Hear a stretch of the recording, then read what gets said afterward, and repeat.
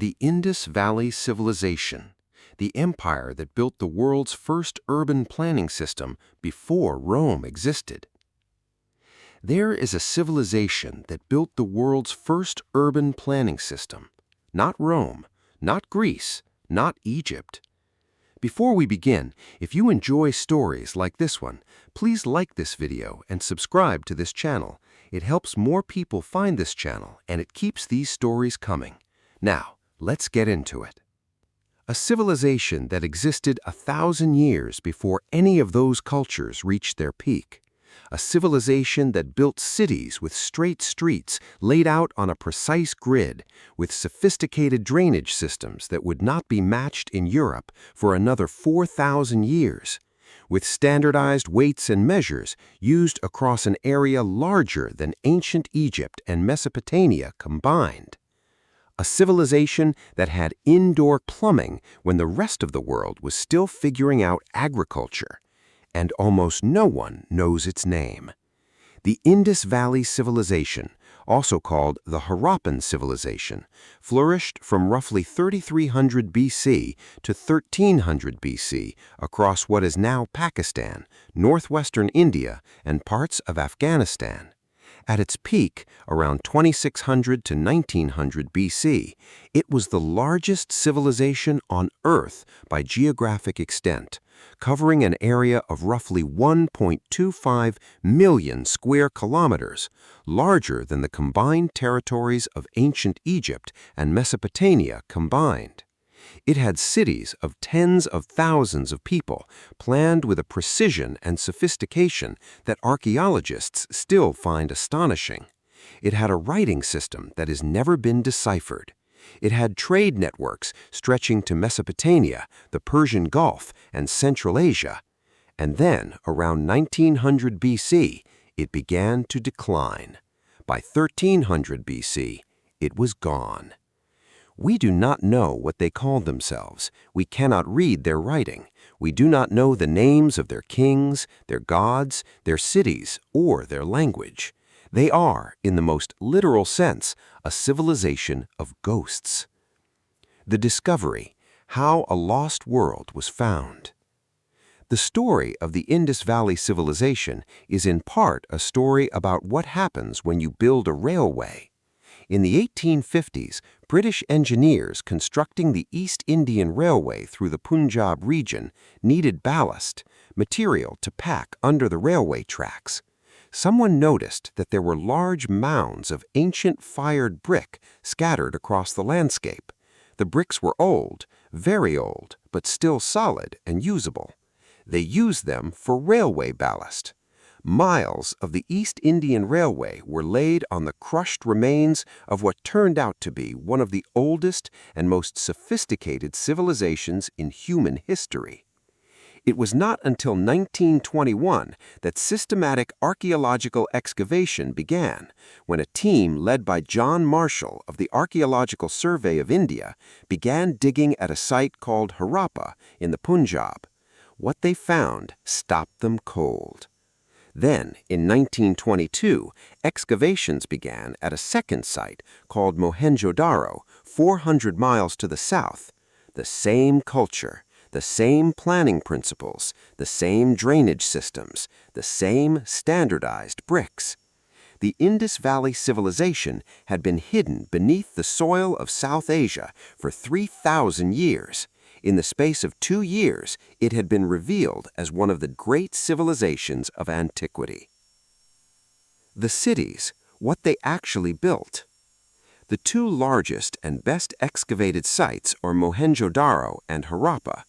Both were cities of somewhere between 30,000 and 60,000 people at their peak. Both were built according to the same striking principles. The grid plan. The streets of Mohenjo-Daro and Harappa were laid out on a precise grid, main streets running north-south and east-west, with smaller lanes connecting them.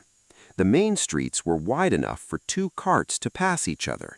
The layout was clearly planned in advance, not evolved organically over time. This is extraordinary for several reasons. Grid-plan cities in the ancient world are rare. The Greeks developed the concept of grid plan urban design, attributed to the planner Hippodamus of Miletus in the 5th century BC. But the Indus people were building grid plan cities 2,000 years before Hippodamus was born. The drainage system. Every house in Mohenjo-Daro and Harappa was connected to a sophisticated drainage system. Wastewater from houses flowed through brick-lined drains into larger street drains that carried it out of the city. The drains were covered with removable brick lids for cleaning and maintenance.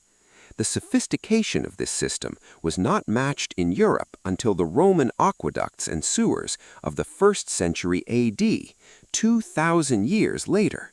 And even Roman drainage systems were not as universally accessible. In ancient Rome, indoor plumbing and drainage were a luxury of the wealthy. In Mohenjo-Daro, virtually every house had access to the drainage system. The Great Bath. At the heart of Mohenjo-Daro stands one of the most remarkable structures in the ancient world, the Great Bath. It's a large, watertight tank, approximately 12 meters long, 7 meters wide, and 2.4 meters deep, built of carefully fitted bricks sealed with bitumen to prevent leaking. It was surrounded by colonnaded walkways and changing rooms. What was it for? The most widely accepted interpretation is that it was used for ritual purification, religious bathing of the kind that remains central to Hindu practice to this day. If this is correct, the Great Bath is the world's oldest known public water tank used for ritual purposes. Standardized bricks and weights.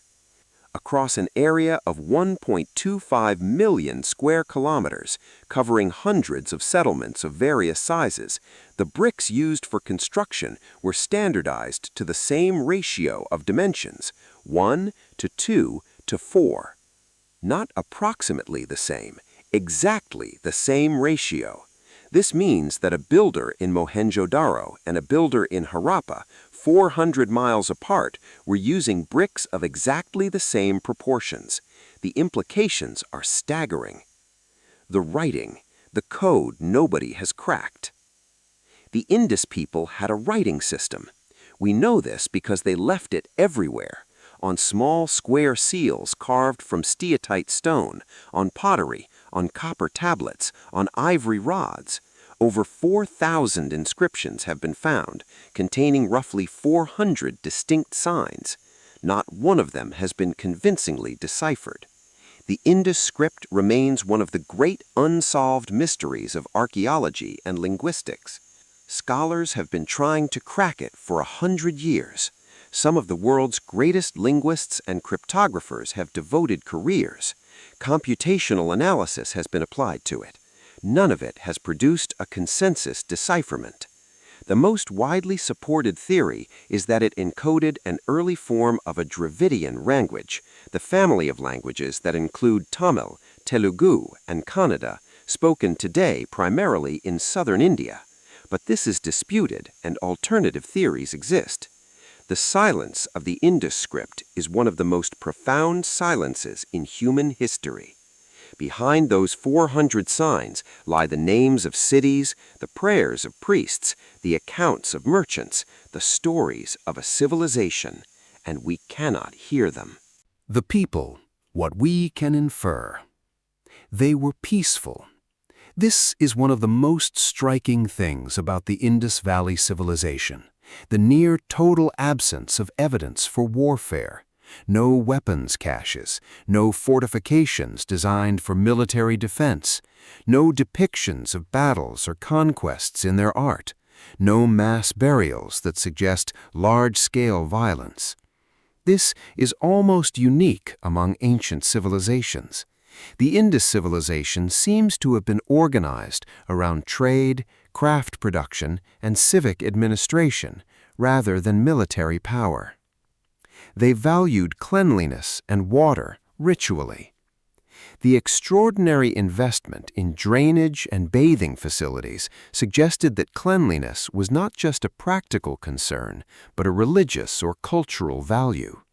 The Great Bath is the most dramatic evidence, but it is part of a broader pattern that runs through everything the Indus people built. They were skilled craftspeople. The artifacts recovered from Indus sites are objects of remarkable beauty and technical sophistication. Small carved stone seals depicting animals, a humped bull, a rhinoceros, a tiger, a mysterious creature with a single horn that may be the origin of the unicorn legend, executed with a precision and elegance that leave modern craftspeople admiring.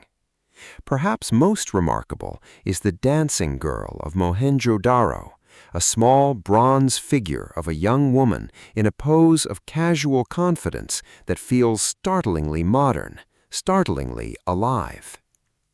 They had no apparent god-kings. One of the most persistent puzzles of Indus archaeology is the absence of royal monuments. Egypt had pyramids, Mesopotamia had ziggurats. The Indus cities had impressive civic architecture, but nothing that obviously served as a royal palace or a monument to an individual ruler's glory. This suggests, though does not prove, that the Indus civilization was governed differently from its contemporaries, perhaps by councils or elected authorities rather than hereditary kings. The trade network connected to the ancient world. The Indus Valley Civilization was not isolated. It was deeply connected to the wider ancient world through trade networks of remarkable extent. Mesopotamian texts mention a trading partner called Meluha, described as a distant land to the east, rich in timber, metals, and luxury goods. Most scholars identify Meluha as the Indus Valley. If they are correct, Indus merchants were sailing to Mesopotamia as early as 2600 BC. Indus artifacts, the distinctive square seals, carnelian beads, and other craft products have been found at sites across the Persian Gulf and in Mesopotamia itself. A trading colony of Indus merchants appears to have existed at the port of Lothal in modern Gujarat, equipped with a large brick dock that may be the world's earliest artificial harbor. The raw materials used by Indus craftspeople came from hundreds of miles away: carnelian from Gujarat, lapis lazuli from Afghanistan, copper from Rajasthan and Oman, gold from southern India. The mystery of the decline. What happened? Around 1900 BC, the Indus Valley Civilization began to decline. Cities were abandoned. The standardization that had defined the civilization broke down. Population shifted eastward toward the Gangetic Plain. By 1300 BC, the great cities of Mohenjo-daro and Harappa were empty. The Aryan invasion theory. The earliest explanation was that the Indus Valley Civilization was destroyed by an invasion of Aryan peoples from Central Asia. This theory was partly based on the ancient Hindu texts called the Vedas, which contain descriptions of the god Indra destroying cities and forts. Modern archaeology has largely abandoned the invasion theory. The evidence for mass violence at the end of the Indus cities is thin. Climate change and drought. The currently dominant theory is environmental. Evidence from multiple sources suggests that the region experienced a prolonged period of reduced monsoon rainfall beginning around 2200 BC and intensifying through the following centuries. The Indus cities depended on the monsoon for their agriculture. Without adequate rainfall, the rivers shrank, the fields dried up, and the agricultural surplus that had supported large urban populations disappeared. The river that moved. Geological evidence suggests that the Ghaggar-Hakra River, an ancient river that flowed through the heart of the Indus civilization's territory, dried up or significantly changed course sometime in the 2nd millennium BC. The loss of a major river system would have been catastrophic for the agricultural communities that depended on it. It was not conquest. It was not catastrophe. It was the slow, grinding failure of the environmental conditions that had made the civilization possible. The legacy, what the Indus people left behind. The Indus Valley Civilization left no texts we can read, no names we can recover, no kings whose deeds were recorded. And yet its legacy runs deeper than almost any ancient civilization. The tradition of ritual bathing that the Great Bath represents continues in Hindu practice to this day. Sacred tanks attached to Hindu temples, the ritual importance of rivers, the tradition of purification through water, all of these echo across 4,000 years the religious values expressed in the architecture of Mohenjo-daro. The craft traditions of Indus jewelers and bead makers fed into the broader South Asian craft tradition that continues today. The carnelian beads of Indus craftspeople are still made in the same town, Khambhat in Gujarat, using techniques that have evolved but not fundamentally changed over 4,000 years. The script, undeciphered as it is still studied and still draws some of the world's best linguistic minds. The day it is cracked, if it is cracked, will be one of the great moments in the history of archaeology. Why nobody taught you this? The invisibility of the Indus Valley Civilization in Western education is particularly stark because the civilization is genuinely extraordinary by any measure. It was discovered late. Egypt and Mesopotamia were known from ancient texts. Greek historians wrote about them. The Bible mentioned them. They were part of the Western cultural imagination for centuries. The Indus civilization was unknown until 1921. It had no presence in any textual tradition that Western scholars read. It left no readable texts. Every other major ancient civilization left written records that historians could study. The Indus script remains undeciphered. A civilization that cannot tell its own story is dependent on others to tell it for them. The colonial curriculum. The same dynamic that erased the Gupta Empire from Western consciousness also relegated the Indus to a footnote. A civilization that predated Greece by 2,000 years and surpassed it in urban sophistication did not fit the narrative of Western cultural superiority that colonial education was designed to reinforce. Mohenjo-daro today. The city that survives. Mohenjo-daro is a UNESCO World Heritage Site designated in 1980. It sits in the Sindh province of modern Pakistan, a few hours from the city of Sukkur. It is also slowly disappearing. The site faces multiple threats: rising groundwater salinity that is crystallizing inside the ancient bricks and causing them to crack and crumble, inadequate conservation funding, and the vulnerability of ancient mud brick to flooding that has become more frequent as climate patterns shift. UNESCO has described Mohenjo-daro as one of the most endangered World Heritage Sites on Earth. The city that survived 4,000 years underground is being destroyed by the conditions of the 21st century faster than archaeologists can document it. The Indus people built their drainage systems partly to manage the threat of flooding. Their engineering protected their city as long as the civilization lasted. Now, 4,000 years later, the flooding they designed against is consuming what they left behind. The ghosts beneath the soil. There is a kind of haunting particular to the Indus Valley Civilization that no other lost civilization quite matches. With Aksum, we have the inscriptions. With the Guptas, we have the mathematics. With Hatshepsut, we have the temple and the mummy. With Cahokia, we have the mounds.